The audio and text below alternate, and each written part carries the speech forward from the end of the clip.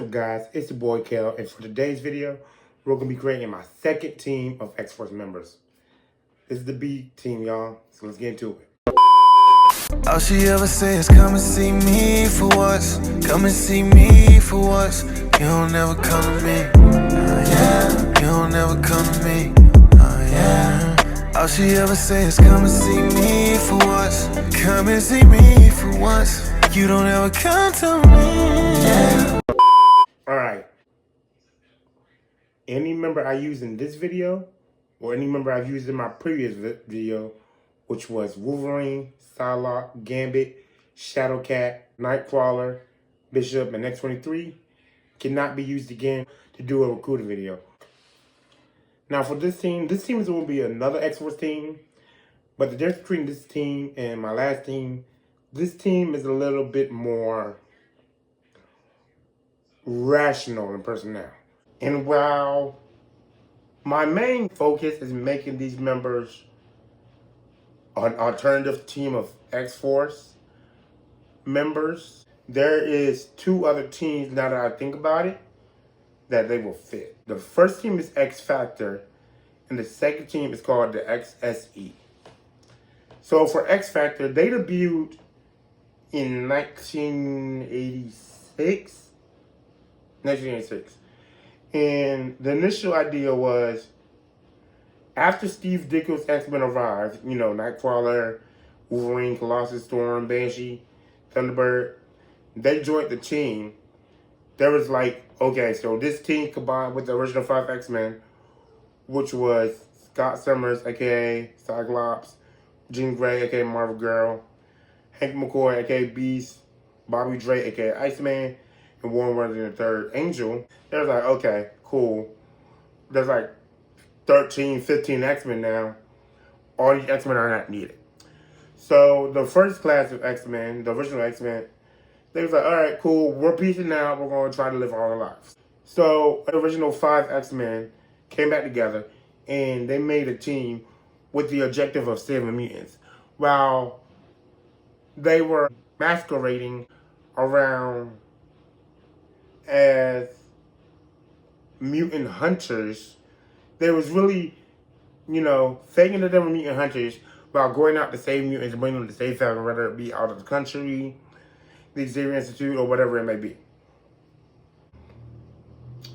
The third team of X Factor was a private investigation unit for mutants that consisted of Richter, Multiple Man, Strong Guy, and Siren, Banshee's daughter.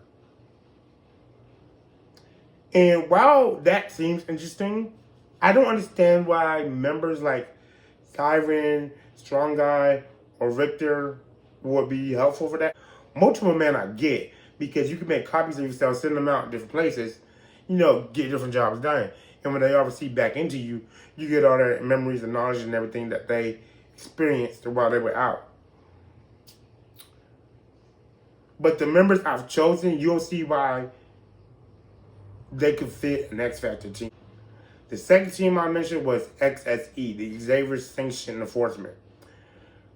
Basically, somewhere along in the future in Bishop's timeline, humans were enslaving mutants in internment camps. So after Xavier's death, Bishop, his sister Shard, and Trevor Fitzroy joined together to make a police group of sorts where they had human allies and stuff that helped enforce and control like chaos between mutant and human relations. Again, like I said, my main idea is for them to be X-Force members, alternative Team B or such.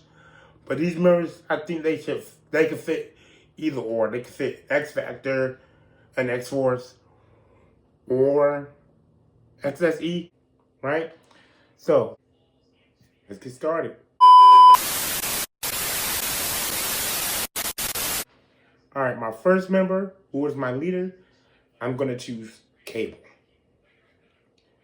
Now, like most members on this team, as well as my last team, Cable's one of my favorite X-Men. But I'm not just choosing him because he's cool. Or I like him. Cable has many advantages to being on this team.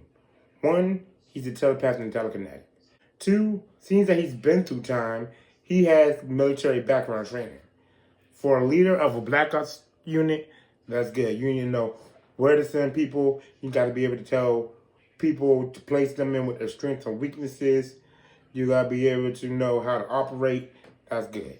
Three, he's a time traveler. He can go back and forth. There's just a lot of advantages. My second member, who is second in command, is Domino. Domino is a sharpshooter, but with her power of luck, I feel like she's a good member. She's a good member, and I feel like she's been a leader. And when people say, what do you mean her powers of luck? Luck isn't a power. Best way I can explain it is how Rob from Comics explained it. Say, right, you got a line of slot machines and dominoes in front of them. Her powers are more in probability. Something in her mind or consciousness will tell her, go to slot machine number 5 out of 8, 5 down from the right. That will be the slot machine that will make $1 million. So her powers are more, probability lies within her favor. I don't know how to explain it any more than that. But Domino, again, one of my favorite characters. She's cool, but she's a sharpshooter. She's been a leader. She's most people I've named on the last team, or I want to name on this team. She's usually an X-Force member as it is. So I feel like for member number 2, as my second command, we're going to choose Domino. Member number 3 on this team, we're going to do transport now. We're going to choose Blink. While Nightcrawler may be more favored by people, realistically, Blink is more capable. The reason I say that is because while Nightcrawler, he has to be touching you to teleport. He has to know where he's going, and he has I think a 2-mile distance he can cover. Blink has no such dilemma. She doesn't need to touch you. As long as she could throw a dagger at you, if that dagger, whatever that dagger touches, she can teleport you to wherever. She doesn't need to know the place, she just teleports you. So, I feel like this will be better than Nightcrawler on the team, even though I'm still keeping Nightcrawler on my team. Blink, because say you need to transport an object, or you want to transport your enemies away from you. You just throw them anywhere. Just throw them. Just throw the darts. Boom. They're gone. For my 4th member, I'm going to go with Warpath.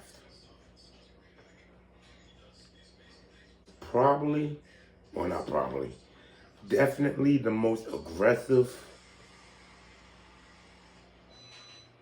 and violent member on this team. But the reason I'm putting him on this team is his main powers are enhanced durability, enhanced strength, enhanced reflexes, stuff like that. He's a prowler. Just like Wolverine, just like X-23. That's why he was on the Crag Cow, right? He's a prowler. So I'm putting on him because I think you need a brute force. But he also has enhanced senses. So I'm also going to put him in the place of a tracker. Alright. Last but not least, my 5th and final member is Marrow. Marrow is one of those characters who I wish I've seen her more from. Seeing her in more movies or TV shows, or to see her more in books. She has been in X-Force before, but I just wish I'd seen more of her. She's one of those characters that I really like, but haven't seen much of. Marrow's powers, basically she's able to take her bone structure, use it as armor, projectiles, make weapons out of them. just like Spike from X-Men Evolution. She's kind of plucky, kind of has a problem with authority. So I'm gonna put her in the place of a wild card. So yeah, guys, that's my team. For this team, I have, again, Cable as my leader and telepath, Domino as the second in command and sharpshooter, Blink as my transport, Warpath as my brute force and my tracker, and Mare as my wild card. So like I said in the beginning, you can see how these people I've chosen can be for either X-Force, X-Factor, or X.S.E.